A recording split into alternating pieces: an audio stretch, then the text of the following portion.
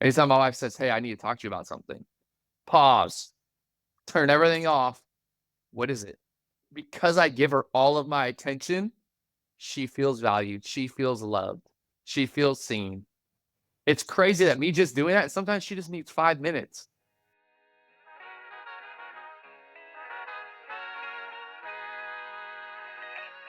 You're listening to Men of Faith, the podcast dedicated to calling men up and not out. Join me as we live a life dedicated to our God. What's up, Men of Faith? Welcome back. You are listening to the Men of Faith podcast. I'm your host, Caleb Cole, and I'm here with my co-host, Brandon Miller, looking good as always, my friend. Thank you, sir. Thank you, sir. Great to be here. Men of Faith, great to be with you today. Yes, I know, Brandon, you've been coaching football and battling through the heat of summer. So I'm just grateful that you're a man of faith and a father that's involved in his kids' lives. And I just like to let everyone know how manly you are as a football coach, because it doesn't get more manly than being a football coach. You know, usually I get out there and I help coach the offensive line, but this year we're missing a QB coach and, helping with offensive coordinating duties. So my son's a quarterback, so I'm out there faking that I know how to be a quarterback because I've never been a quarterback. But thankfully, he knows a lot of drills because we've had him in some training.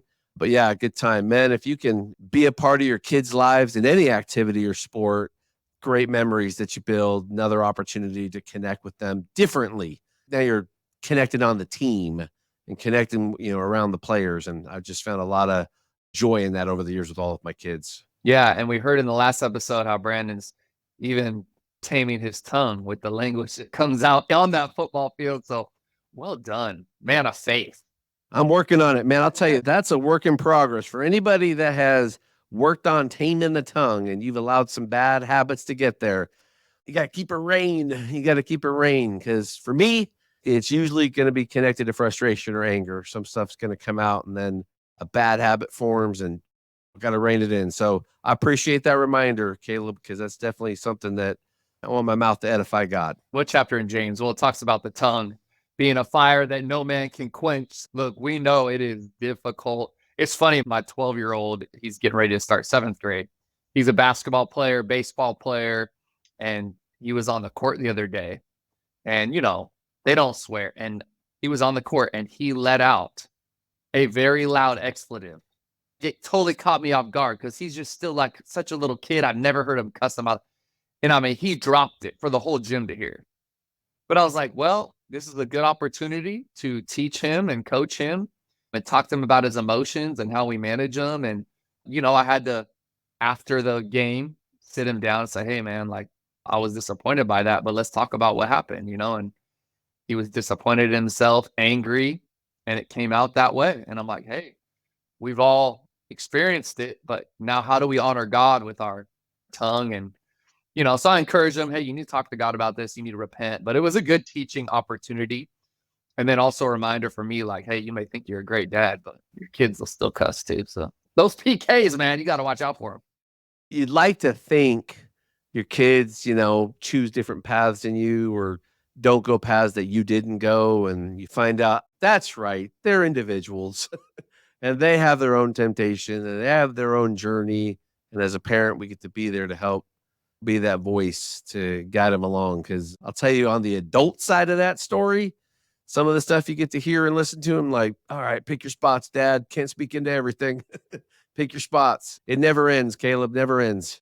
Well, we'll get to parenting one of these episodes, but today we're actually going to kind of continue piggyback on the last episode. Last episode was about just how we connect as men, connecting with one another.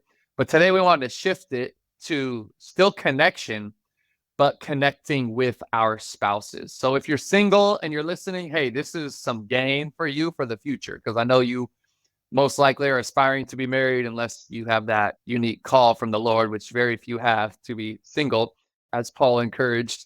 He also said it's better to marry than to burn with passion. So that's why me and Brandon got married. But a lot of the men listening, I know you're married, maybe your dads, but we want to talk about connecting with our spouses today, what that looks like, how we connect emotionally, how we connect practically.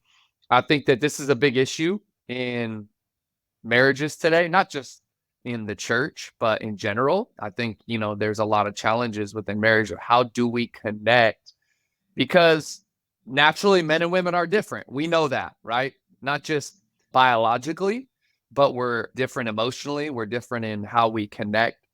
And so we want to talk to you about how do we connect on a deeper level with our spouses. I've been doing this for 16 years in marriage. Brandon is at 31 years. So we have some experience in seasons of being disconnected, right, Brandon? I know you've had some seasons of that. I know I have. And then some seasons of being very connected. So I want to start there with maybe talking about the disconnected seasons. And what do you think led, Brandon, like in your life, probably those seasons of disconnection that you found with your spouse? I'm going to preface mine by saying 31 years of marriage, I've never been more in love with my wife.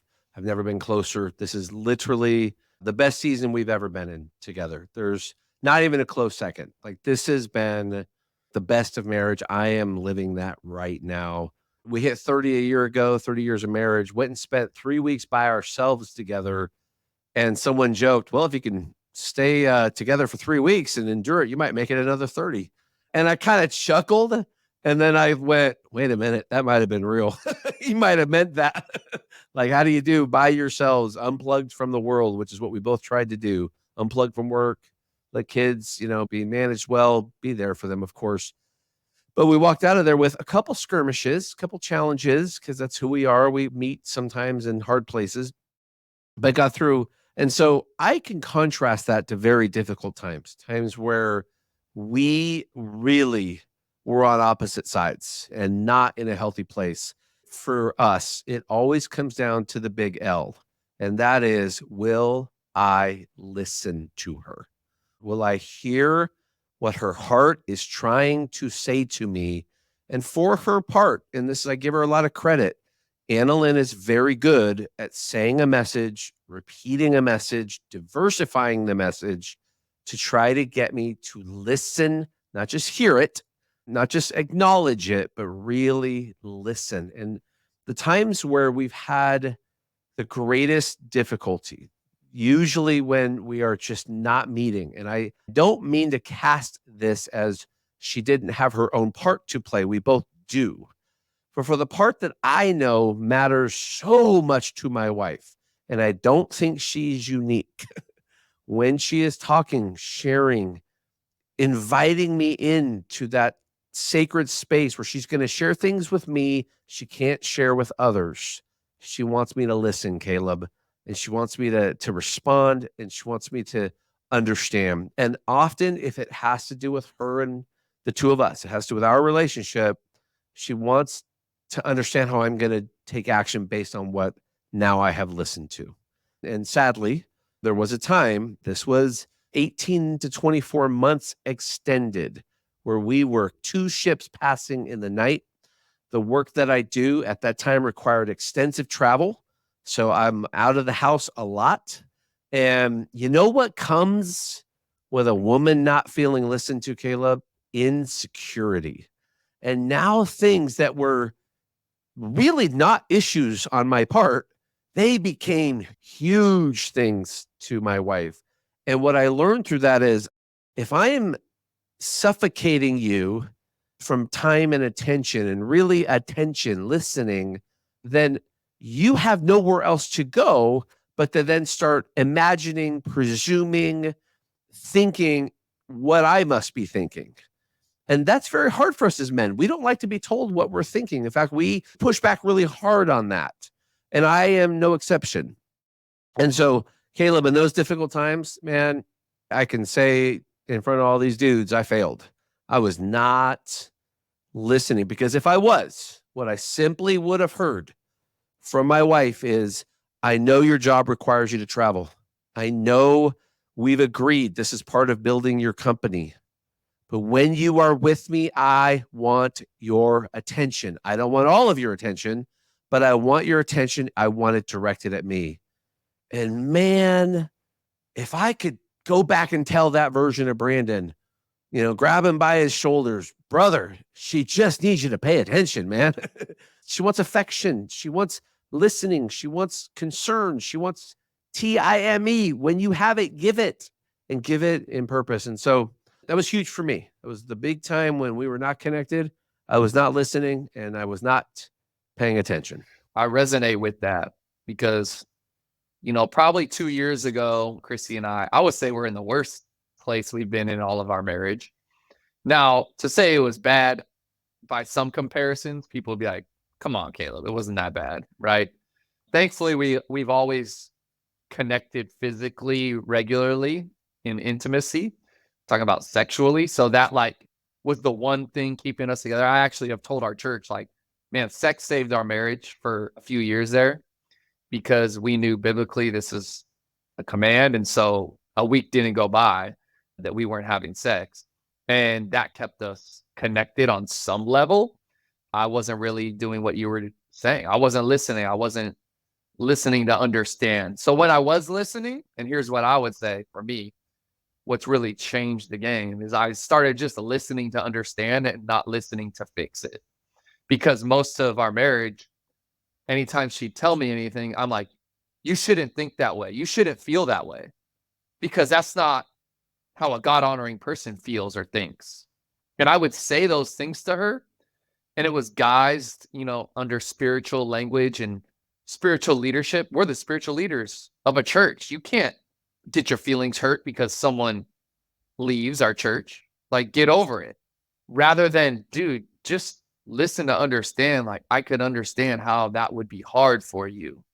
It wasn't until I started doing that and making that change that we started connecting. And just to help people out there with some resources, we actually went through connection codes as a couple and read Keep Your Love On actually as a couple as well. And those two resources, Keep Your Love On book by Danny Silk and then Connection Codes, it's an online course. We actually provide it at our church every quarter, but you could go online and do it as well. It changed how I processed emotion, how I processed her emotion. I started being very intentional about sitting down with her every day, every week to really listen to her. And I just needed some tools to teach me. And those two tools helped me. I needed the connection codes because it gave you this tool of the emotion wheel. So now every Friday, our date day, we sit down and we go through the emotion wheel. It only takes 8 minutes, but she shares her core emotions and when she's felt them, and then I share mine, and we just listen. And I'm not listening to fix it or correct it or change. And man, that simple, regular, consistent practice for us these last 2 years, I would say now, and she would agree, we're in the best place we've ever been. So I'm with you, Brandon. This is the best our marriage has ever been, the most connected we've ever been. But it really took me, first of all, being attentive enough to listen to her feelings, emotions, thoughts, and she has a lot of all of that. To be honest, I was selfish. I was lazy. I didn't want to take the time to sit and listen because it was mentally draining, emotionally draining. It was stressful for me. And it was like, bro, get over yourself and serve your wife by just sitting and listening. And actually, I put all this pressure on myself that she wanted me to intervene and fix all these situations and even fix what she was feeling. And now I've realized, no, you put all this unrealistic expectations on yourself to fix what she was feeling, dealing with, processing. And all you need to do is just sit there and then respond with empathy and care and love. But I was taking on the weight of, I got to make it better. I was deceived. And so now that I've learned, stop being selfish.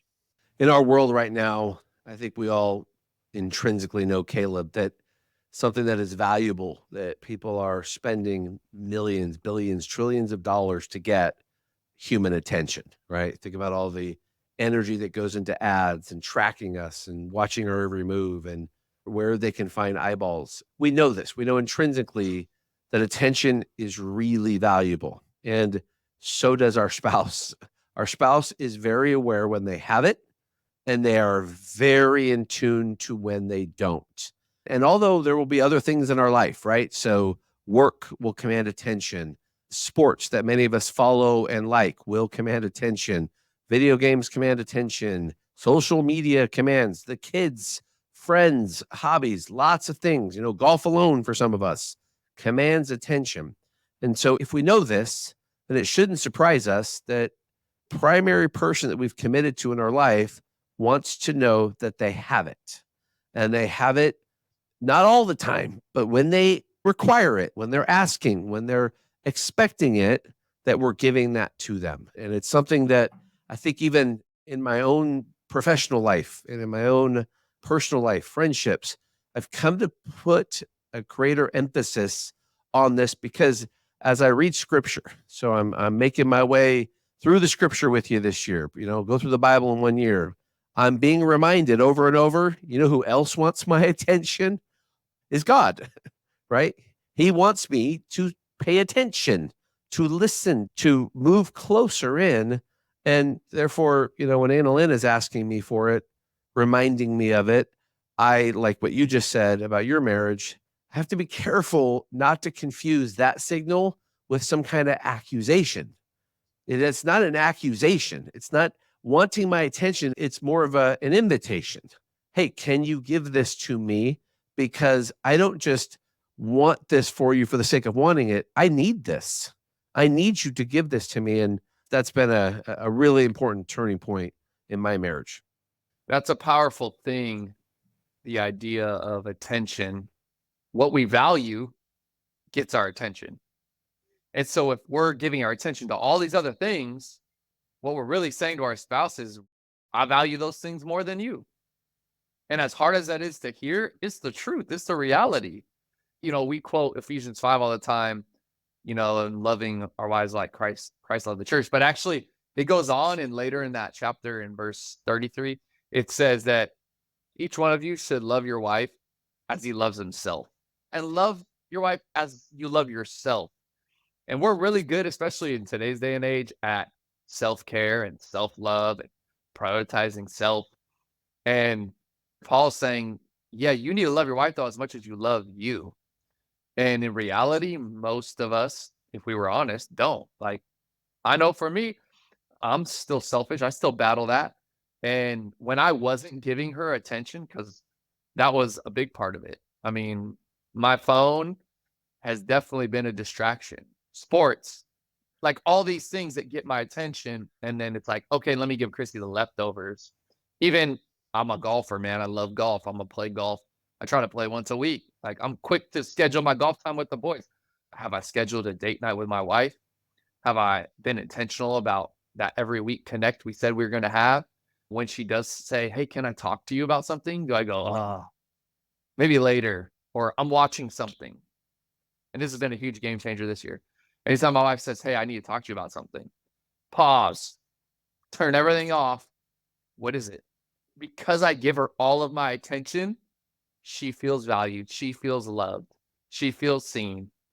It's crazy that me just doing that, sometimes she just needs 5 minutes. I'll tell you something I just heard yesterday in a business meeting. And this was a round table of CEOs, and the facilitator, he said, look, when you have your mobile device on your desk, you decrease your intellectual capacity at minimum 25%.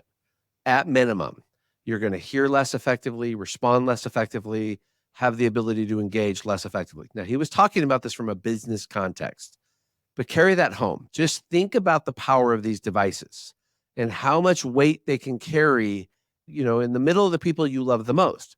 And so a really practical call up, put your phone away, leave it away. If you have this device, I happen to have a watch. Yeah, I'll see if something has to come through. But for the most part, get this, Caleb, 20 years ago, you found out about stuff the next day and, your world kept moving. Like, you didn't have to know real time what was happening in the world. And you know what? 20 years ago, we didn't have to know real time everything happening right now. That's not a real thing, friends. Sometimes practically, because you brought the mobile device or the pad or whatever it is, sometimes it's just, all right, this needs to stay over here. This doesn't need to be in the middle of our mix, because I was really challenged by that. This was just yesterday. Even in my business context, I know that if I'm talking to you and my device goes off and I pick it up, you feel diminished. It doesn't matter if you say it out loud. You think for a moment, well, that must be important, because you just grab that while you're talking to me. And if you start texting while this person's talking, I don't care who they are. They're very aware your attention is probably 5% now because you can't think two things at the same time. You have to do what's called brain switching. You now have to focus on the text. You didn't hear any of that. Pause texting. So, real practical in this one could be that we set things aside to do what you just said. Stop typing, stop watching, hit pause, do something else. That's a great call up for us today too. I've tried to practice it even with meeting with my staff, with my friends. I try to not even have my phone face down. Like I've been trying to more often either leave it in my pocket, put it in my backpack. When people come over, my wife will take our phones and put them in the other room. And I'm like, all right, like I know why she wants us to feel like we're giving them all of our attention and the message that it sends, that you are my priority here.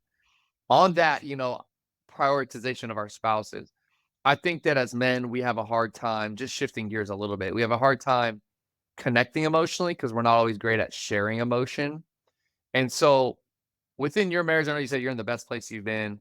Is sharing emotion something you've gotten better at, Brandon? What have you done to do that? Or is it more of a, hey, I just got better at listening and that was enough? Like that fixed it.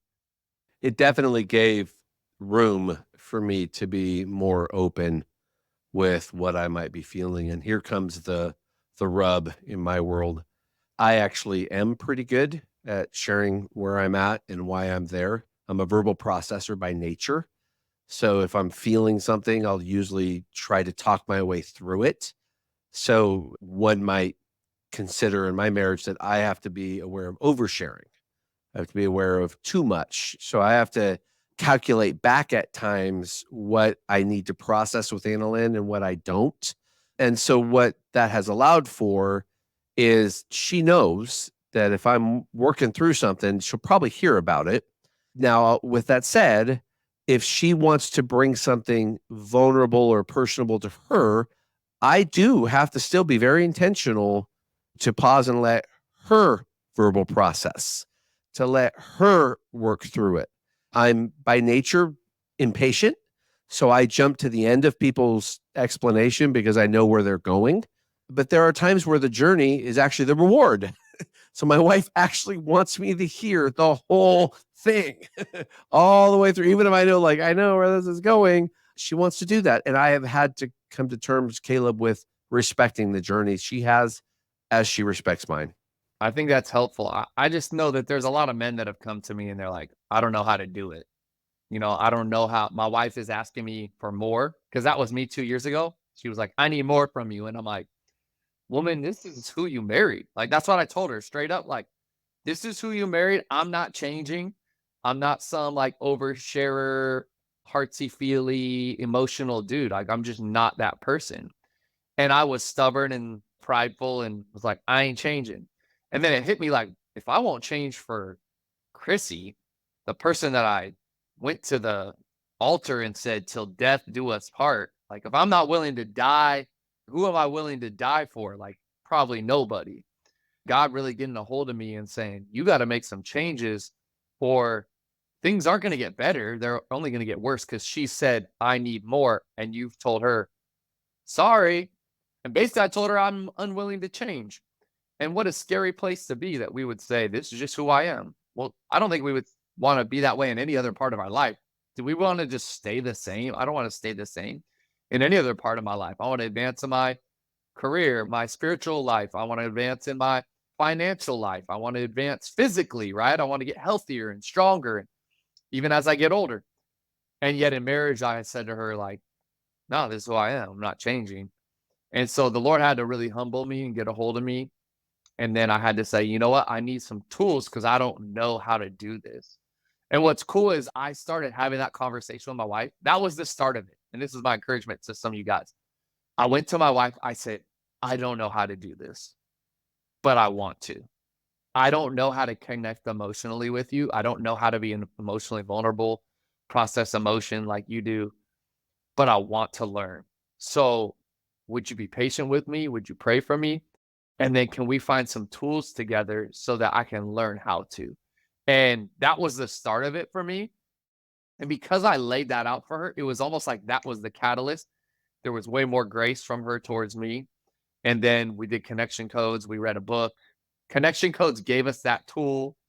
And now I do that every week. And so now I've gotten better at sharing emotion because I have to every week for 8 minutes. I go through these emotions and it tells you how to do it. And now we don't even use the wheel a lot of weeks because we just naturally do it. And I've gotten so much better at sharing.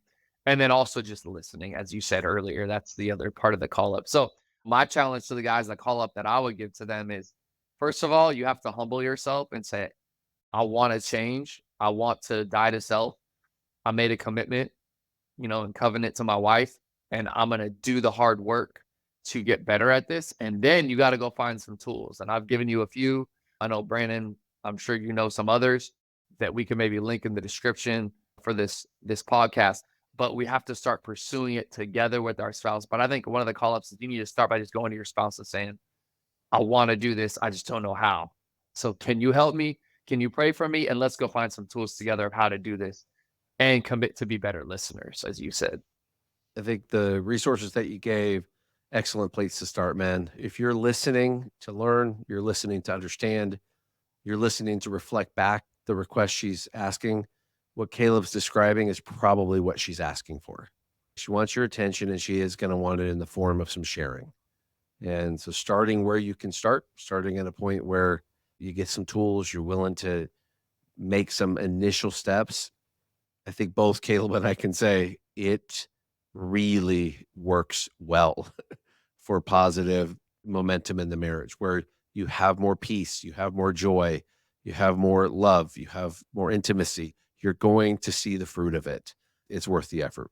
Well, hey, thanks for listening, guys. Once again, we are on YouTube now. Go to the Project Church Sacramento YouTube, search Project Church Sacramento on YouTube.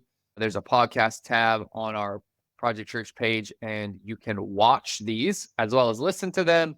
We come out with a new episode every other Friday on Spotify, iTunes podcast, as well as YouTube. You can watch it there. So, man, thanks for joining us, Brandon. Always a pleasure. Men of Faith, our MOS, keep going. Let's connect emotionally with our spouses better this week, this year than ever before. So love y'all. Grace and peace. Peace. Thanks for listening to Men of Faith. If you got questions you'd like us to talk about on the show, we'd love to hear from you. Join the conversation by reaching out in the Facebook group, and we will definitely add it to our list. Also, if you want to engage with us at any of our quarterly men's events, you can check out projectchurch.com for more information. Until next time, grace and peace.